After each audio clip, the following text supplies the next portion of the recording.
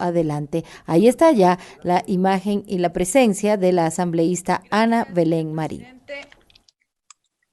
Un saludo cordial.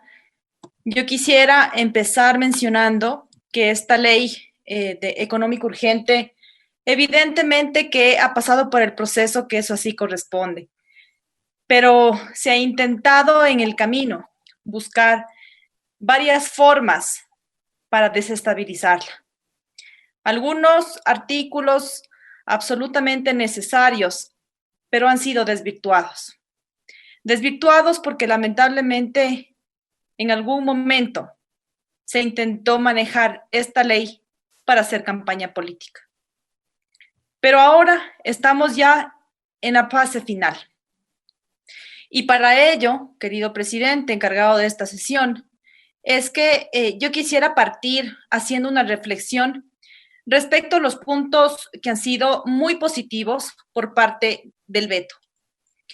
En ese contexto, es necesario recordar que el veto que ha sido presentado tiene muchos temas muy positivos. Voy a empezar con uno de ellos, que es, por ejemplo, el crédito productivo. Miren, qué importante que se especifique que los créditos serán para el sector productivo. El sector que jamás ha dejado de trabajar, que nunca paró, que en la pandemia estuvo activo, que genera economía, que genera divisas, pero que sobre todo genera alimento. Sin duda, siempre faltará más inversión. Y lo que hace este veto es direccionar ello, porque complementa lo que dice el Ejecutivo, es que lo que falte para el presupuesto, el Ejecutivo complementará. Y entonces, estos esfuerzos crediticios con mecanismos propios de liquidez, créditos, seguros y otras garantías, va a permitir que estos créditos refinanciados, inclusive que generen una reprogramación o una reestructuración, estén exentos del pago de la contribución del 0.5% del monto de la operación. Estos son realmente acciones para generar y reactivar la economía de nuestro país. No podemos echar todo a la borda. No podemos decir que esta ley no sirve o que no apoya. Evidentemente voy a ir demostrando de que es una ley importante. Ya varios de mis colegas han mencionado sus argumentaciones. En este momento, al país, no permitamos que esto no suceda. Por otro lado, se habla del tema laboral con mucha preocupación, por supuesto, como no puede ser de otra manera. Pero miren, es necesario, por supuesto, es necesario preservar las fuentes de trabajo. Y eso estamos, y todos coincidimos en aquello. Pero también es necesario aclarar a todo el país lo que se ha intentado hacer. Y es que esta ley no está en el registro oficial. Es falso que se ha mencionado que en base a esta ley es que se han generado los despidos en el sector público, en el sector privado. Como se puede evidenciar, hoy seguimos en el debate y mientras una ley no esté en el registro oficial, no puede ser aplicada. Entonces, esas argumentaciones para que el desprestigio a esta ley son innecesarias. Hablemos con la verdad, hablemos con el sustento técnico, jurídico, pero también sintonizado a lo que la ciudadanía necesita y amerita en esta pandemia. En este tema de los acuerdos de la preservación del trabajo, cabe mencionar que en el veto se establece que estos acuerdos de preservación del empleo no podrán afectar al salario básico o a salarios sectoriales. Y esta parte del veto era absolutamente necesario hacerlo. Porque claro, mucho más allá de las explicaciones que podemos dar, la realidad es que la concepción como estaba en el texto que fue enviado por la Asamblea, se comprendía que iba a disminuirse la jornada laboral, pero además se disminuía a la mitad, no solo el tiempo, sino también el salario. Eso siendo contraproducente e inconstitucional. Por eso esta aclaración en el veto me parece absolutamente racional y esto permitirá de alguna manera tener las jornadas completas, sí, donde tengan las jornadas completas, obviamente tendrán su salario como corresponde y en el caso que exista algún tipo de variación, tendrán que respetar el salario básico o los salarios sectoriales que están debidamente registrados en el Ministerio de Trabajo.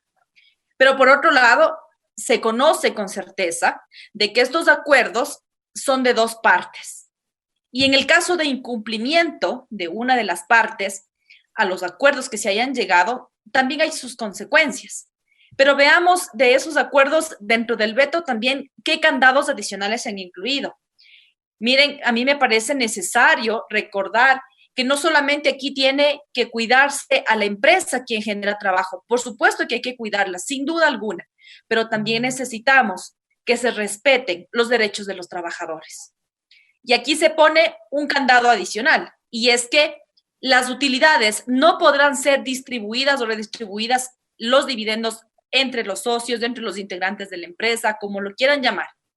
Tendrán que ser reinvertidos en la misma empresa. Entonces ahí no habrá de ninguna manera ninguna excusa para decir es que no tengo presupuesto para pagar la planilla, no tengo presupuesto para pagar a los empleados. Esa reinversión va a generar un candado adicional de que los trabajadores tengan este beneficio y que las empresas puedan hacer los ajustes necesarios para no quebrar, porque eso es lo que también tenemos que propender. No podemos permitir que se genere una ola de quiebra de empresas, porque de ahí, por supuesto, que va el aumento del desempleo. Es del equilibrio que yo me he mantenido y en mis discursos siempre los he mencionado, y que ahora tenemos que volver en la práctica, y este articulado, este veto permite aquello. Así que, entonces, ¿cuáles son las sanciones? Esto es necesario que cuando se conoce que si es que se incumple con esos acuerdos que ya llegaron entre el empleador y el empleado, pues estos acuerdos de la preservación, y si es que el juez determina que el empleador utilizó de manera injustificada la fuerza mayor o caso fortuito para terminar la relación laboral, deberá pagar la liquidación por despido intempestivo multiplicado por 1.5, es decir, beneficio directo para el trabajador. No más infamia. No más mentiras. Una cosa es lo que dice la ley. Y cuando esté en el registro oficial, ahí les invito que puedan hacerse los debates que sean necesarios a nivel nacional. Pero no a desprestigiar un trabajo que a la Asamblea Nacional le ha costado mucho. Por otro lado, querido presidente, también me parece necesario que nosotros podamos hacer la diferenciación entre las ratificaciones y los allanamientos. Yo he escuchado atentamente a los compañeros asambleístas. Hay algunas posiciones en las que no comparten que por qué se metió en el mismo como un paquete de los allanamientos y en otro en las ratificaciones. En este punto yo quisiera mencionar que es necesario, por supuesto, sumar voluntades. Sumemos voluntades para defender a los trabajadores. Sumemos voluntades para que el sector de la salud reciba sus beneficios. Sumemos voluntades para que los maestros, quienes han estado categorizados hace mucho tiempo, se hizo el concurso de maestros 6, ahora puedan tener ese reconocimiento real a nivel laboral. Es en eso en lo que tenemos que sustanciar y también reconocer que el veto tiene grandes aportes y esos grandes aportes han sido acogidos en esta norma. Pero también dentro de la comisión, por supuesto, como no puede ser de otra manera, ha existido la parte democrática, el incluir distintos insumos, los cuales le hacen que exista diferencias de criterio. Ante ello, he escuchado al señor presidente de la comisión, el cual menciona que se requiere ciertos artículos de ratificación y otros en allanamiento, ante lo cual yo me permitiría adicionalmente hacer algunas recomendaciones que solicitaría pueda ser considerado por parte de usted, señor presidente Albornoz. En ese contexto, voy a empezar por los 3 artículos que considero que deberíamos más bien allanarnos. En el tema del allanamiento, voy a empezar en el veto número 13, que es respecto al artículo 27, y hablo específicamente del acuerdo preconcursal. ¿Qué pasa en este artículo? El Ejecutivo lo que está haciendo es estableciendo acertadamente que los acuerdos preconcursales serán discutidos en mediación, Nosotros el documento que enviamos tenía este error jurídico que decía podrán ser acordados. No necesariamente todo lo que se discuta, ¿sí?, en mediación tiene que ser acordado. Entonces, por eso el veto lo que hace es no solo mejorar el texto, lo que hace es ajustar un error jurídico que se estaba plasmando en esta línea. Por otro lado, lo que también me parece necesario hacer el allanamiento que va en concomitancia con este artículo es el veto número 15 respecto al artículo 29 que incluye el contenido del acuerdo preconcursal. En este, en cambio, el Ejecutivo establece que la cuantía de los acuerdos preconcursales será indeterminada. Necesario esa aclaración. Y que en caso de presunción de algún delito relacionado con el acuerdo preconcursal, el juez dará inmediato aviso a la Fiscalía.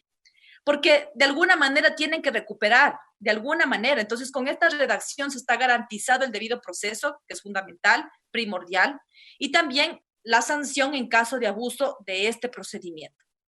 Con estas líneas, yo creería que es la forma de cerrar este ciclo respecto a los procedimientos preconcursales. También es necesario allanarnos al veto respecto al número 16, el artículo 30, que habla del procedimiento excepcional del concurso preventivo. Y específicamente el Ejecutivo establece la posibilidad de que en caso de no llegar a un acuerdo preconcursal se presente el requerimiento de cobro por vía judicial.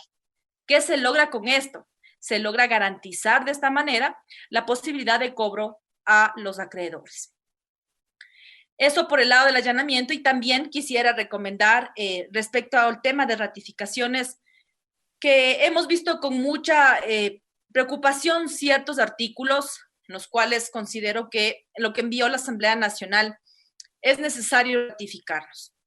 Y son tres básicamente. La primera es, sin duda alguna, el veto número 3, que hace referencia al artículo 9 y que en el veto lo que hace es incluir un inciso, bueno, hace unas rectificaciones adicionales, pero incluye un inciso adicional que habla que el Consejo Directivo del IES determinará los valores de afiliación voluntaria que deban pagar los afiliados que deseen optar solamente por una prestación o prestaciones determinadas, el cual considero definitivamente que es nocivo.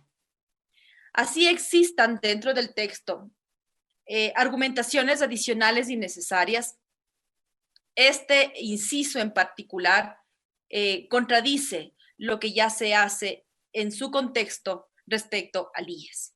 Por lo que, de hecho, las facilidades de pago en las deudas de la Seguridad Social han sido un pedido en el que han coincidido todos los sectores que han ido a la comisión, los sectores que han participado en la asamblea, en comisiones generales de todo el país.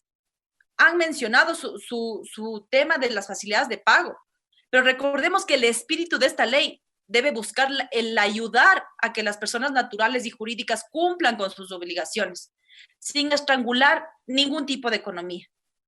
El texto de la Asamblea más bien lo que permite es justamente direccionar a esas facilidades de pago, sin condicionamientos, y que no conceda la facilidad de pago y que se conceda mejor la facilidad de pago de manera mandatoria, que no sea circunstancial, sino que ya el texto que enviamos nosotros lo dice, tiene que hacerse de esta manera sin poner ninguna excusa o sin poner ninguna traba, como lo que considero es este inciso en el artículo 9. El siguiente artículo que también recomendaría que se haga una ratificación es que al parecer estamos comprendiendo que el artículo de gastos de turismo van más bien a fortalecer la actividad turística. Ojo, ese no es, desde mi punto de vista, ese considero que no es la realidad de ese pensamiento, sino que más bien la normativa, recordemos que existe del Servicio de Rentas Internas, establece que podrán deducir de gastos personales con ingresos netos inferiores a $100,000, a $100,000. La Asamblea Nacional establece, en cambio, que los gastos generados por turismo dentro de esta franja serán deducibles. Entonces, a mí me parece que eso es lo correcto, porque en el veto, en cambio, se pretende ampliar sin límite de gastos esta deducibilidad. Por lo que considero que quien cuente con la disponibilidad de gastar en turismo más allá de los 3.300 establecidos ya en la norma del Servicio de Rentas Internas, debe pagar impuestos. ¿Por qué quieren en este momento desviarlo? Que si tienen más dinero, perfecto, inviértanlo, que generen más turismo, perfecto, pero no puede ser esa una razón para dejar de pagar el impuesto. Entonces, me mantengo en lo que siempre he dicho, y es que el que más tiene, más pague. Y el último de los artículos en los cuales consideraría también la recomendación de ratificar son los mecanismos tecnológicos para sustituir la presencia física. Este es el veto 25. En este artículo en particular quisiera hacer una reflexión adicionalmente a lo que ya hemos escuchado respecto a este artículo. Y es que esta ley es una ley humanitaria, concebida para afrontar la emergencia por la crisis. Entonces, cualquier modificación permanente a la ley debe tener el proceso ordinario de reforma de una ley de manera procesal. No necesariamente debe ir en esta ley. ¿Por qué? Porque vamos a poner el caso, si quieren aplicar este artículo, van a tener que ir a la ley de apoyo humanitario del COVID, cuando los notarios tengan que poner en la aplicabilidad, en el momento del tipeo en las resoluciones. Cualquier tipo de aplicación. Me parece un error. Deberíamos evitar y hemos hablado insistentemente en el Pleno, en el anteriores, hemos mencionado que eso no podemos, más bien dicho, deberíamos evitar que eso suceda y que todos los trámites de temas generales pues vayan por el tratamiento que corresponde, pero no incluirle en una ley económica urgente. De hecho, en el veto se pretende permitir que toda diligencia realizada por medios telemáticos de las notarías constituya un medio de prueba en el juicio, lo cual desde mi punto de vista considero que estaría contra el debido proceso. Además, esta posibilidad no es aplicable a la fecha, porque ya las notarías están trabajando de manera ordenada y adicionalmente el Ejecutivo lo que está haciendo también es eliminando la condición de que esto puede hacer durante solo la pandemia. Si vemos del texto, está que puede ser de aquí, sin límite y a largo alcance. Entonces, esas reflexiones respecto a los puntos positivos de esta ley, a dejar fuera las mentiras que se han dicho respecto al tema del trabajo, que hay muchas mejoras respecto a ese tema en este veto, en el informe presentado por el señor presidente, y por supuesto proponer tanto los allanamientos como las ratificaciones que puedan ser consideradas dentro de la moción del señor presidente Albornoz. Gracias, presidente encargado Donoso. Teníamos allí la intervención de la asambleísta por Cotopaxi, Ana Belén Marín. Esta fue la participación número 19 en lo que va de